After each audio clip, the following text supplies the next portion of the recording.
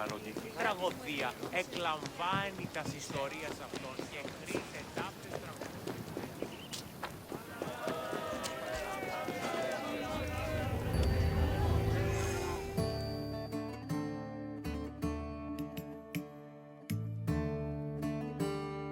Hail, friend, and welcome to Olympia, home of the Olympic Games.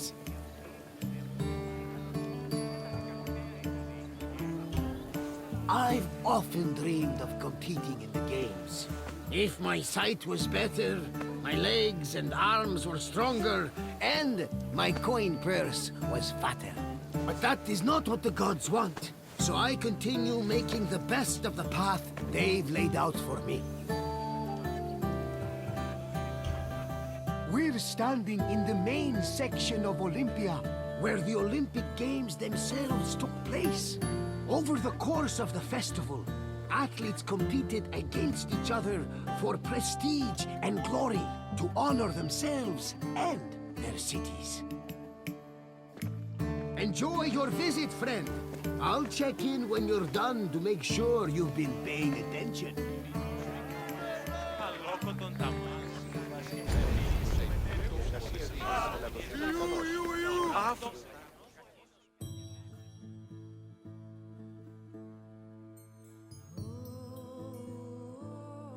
The first day of the Olympic Festival began with a swearing-in ceremony for the participating athletes, trainers, and judges.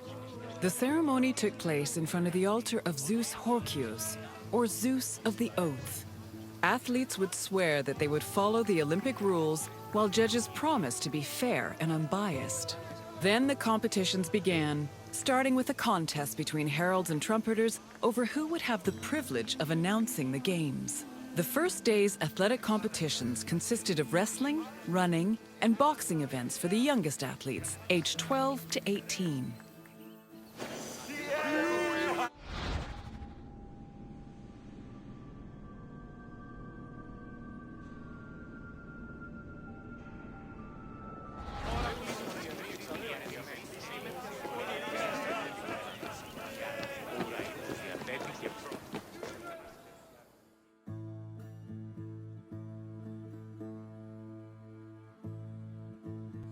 The second day began with a grand procession into the Hippodrome to celebrate the start of the popular equestrian events. The most anticipated and spectacular of these was the Quadriga, a four-horse chariot race. Horse racing events were unique in that the winner was not the most skilled jockey, but the owner of the fastest horse or chariot. The Spartan princess Caniska once took advantage of this loophole to skirt the rule that women weren't allowed to compete, and earned 2 Olympic victories in the process. The rule also allowed for occasionally strange results, like in 416 BCE, when the statesman Alcibiades entered 7 chariots into a race and won 1st, 2nd, and 4th place. After the equestrian competitions, the 40,000 spectators migrated to the stadium to watch the pentathlon events. When the day's events were over, funeral rites were performed for the hero Pelops, the mythical founder of the Olympic Games. The night ended with a celebratory feast and a great parade in honor of the day's victors.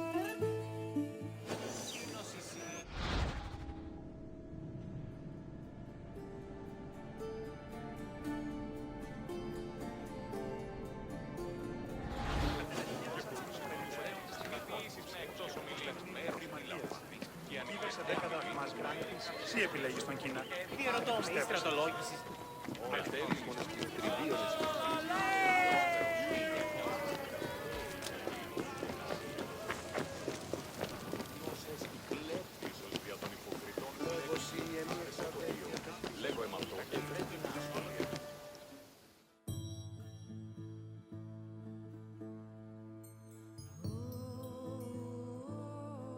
Victory at the Olympic Games was one of the highest honors a mortal could achieve, and there were several ways to immortalize that honor. Some athletes had statues erected of themselves, while others commissioned poets to write them victory odes. Oral tradition was very important to the Greeks. These odes, called epinikia, were often composed by the finest poets in the land, such as Pindar, Simonides, and Bacchylides. They were usually played at banquets and celebrations attended by the triumphant athlete or upon his departure from Olympia.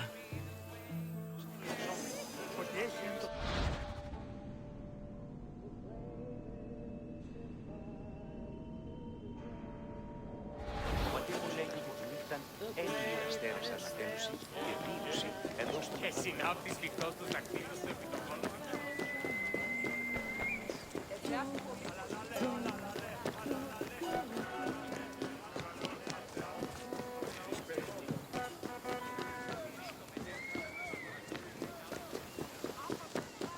Κινηθείτε ευθέως εκεί σε ούκ ημωγέ. Κάντε τούτο καθαρό. The pentathlon took place at the stadium on the second day. As its name implies, it was made up of 5 events: discus throwing, javelin throwing, jumping, racing, and wrestling. There are several differences between the ancient version of events and their contemporary counterparts. For example, ancient long jumpers held weights in their hands to give them momentum to launch, since there was no run-up before the jump. Similarly, if an athlete won the first 3 events, they were immediately declared the winner, instead of being judged by their overall performance in all 5 events. Running events work the same as they do today, with the notable exception of all the athletes being nude. As for wrestling, competitors were not divided by weight class as they are today, but instead by age. The winner was the first to throw his opponent to the ground 3 times.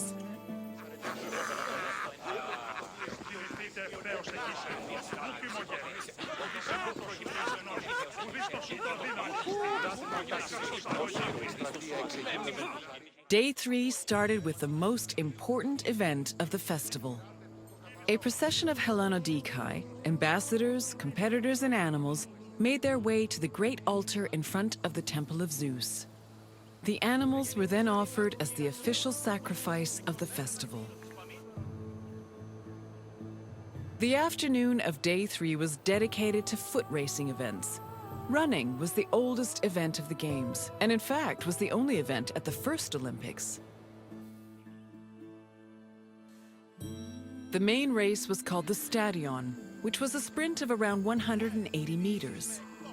The winner was granted the honor of lending his name to the 4-year period between the Games. This period was known as the Olympiad. The 4 years that followed the first Games in 776 BCE were known as the Olympiad of Coroebus of Elis, the first Olympic champion. Once all the competitions were over, a public banquet was held in the Prytaneion to celebrate the day's victors.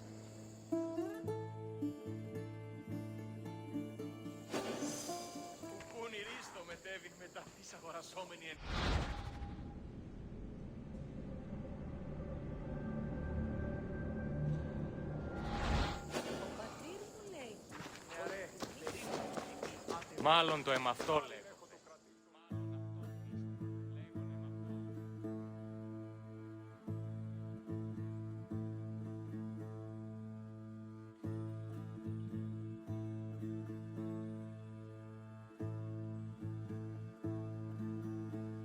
Day 4 was mainly for combat events. Wrestling matches were held in the morning, followed by boxing and pankration.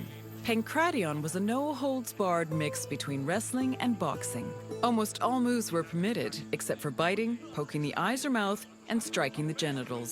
The event was very popular, and it was seen as the ultimate expression of strength and technique. Later on in the afternoon, there was a unique racing event called the Hoplitodromos, or Race in Armor. In this event, competitors wore a helmet and held a shield to simulate running in the battlefield. Κινηθείτε ευθέως.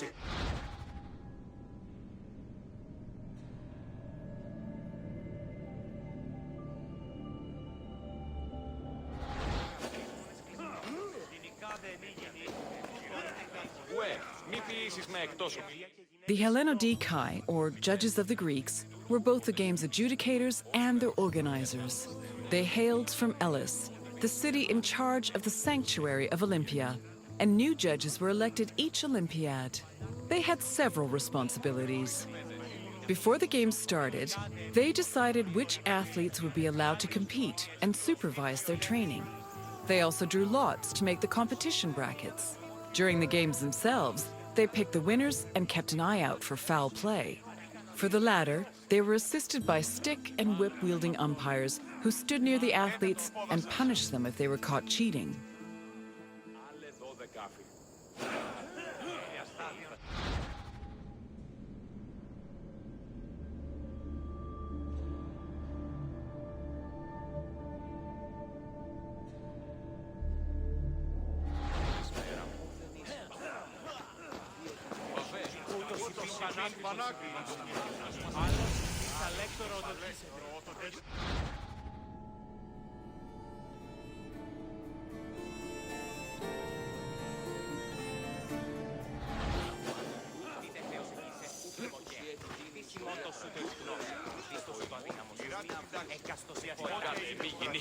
Του το είδε και είπε.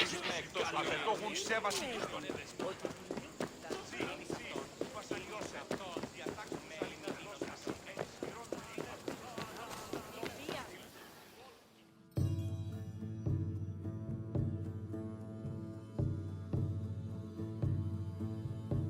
Victory in Olympia was one of the most prestigious honors in all of Greece. Not only would victors be showered in glory in their home city, but their names would be known across Greece. The temptation to glory led some athletes to break their oath to Zeus and cheat. This could be dangerous, as there were many possible punishments should cheaters be caught.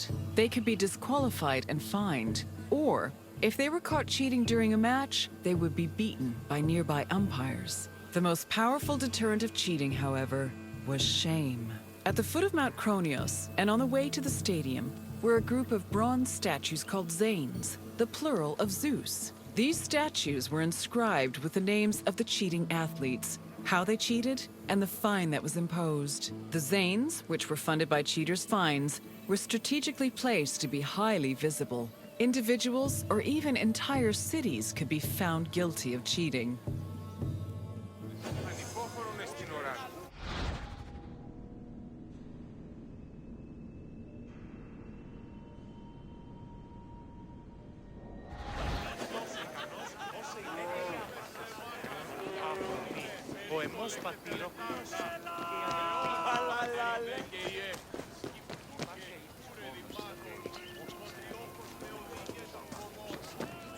Ή ξένος, πίστα όταν η μύτη κλείνει.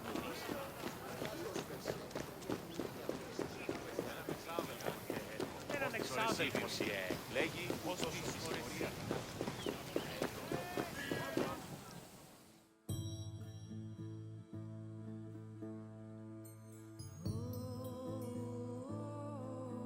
The Prytaneion was the administrative center of the cult of Olympia and the Olympic Games. The building housed the sanctuary's priests as well as the game's officials. It was also used to stage the grand banquet held on the evening of the third day to honor victors. It also had a sacred function. Its central chamber was the location of the Fire of Hestia, a sacred flame that burned day and night. This fire was used to light the other altars around the sanctuary. This practice may have partially inspired the modern tradition of carrying the Olympic torch.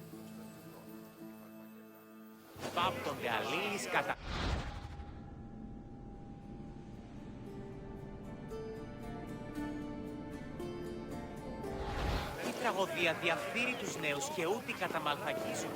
Εκπλήσει, αποφέρεται το πυρί του ατόπου υποθάλπτον τη λέγει ιδέο άνθρωπος και ιδέο Θεόν πράγμα.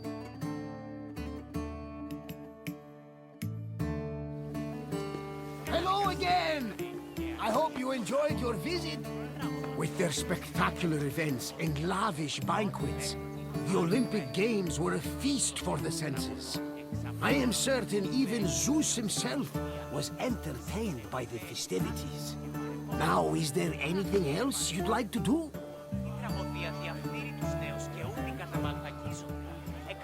Very well. Safe travels, my friend. Το τραγωδοποιό. Τραγωδοποιός έστει του έπους, ως δια των υποκριτών κλέπουν.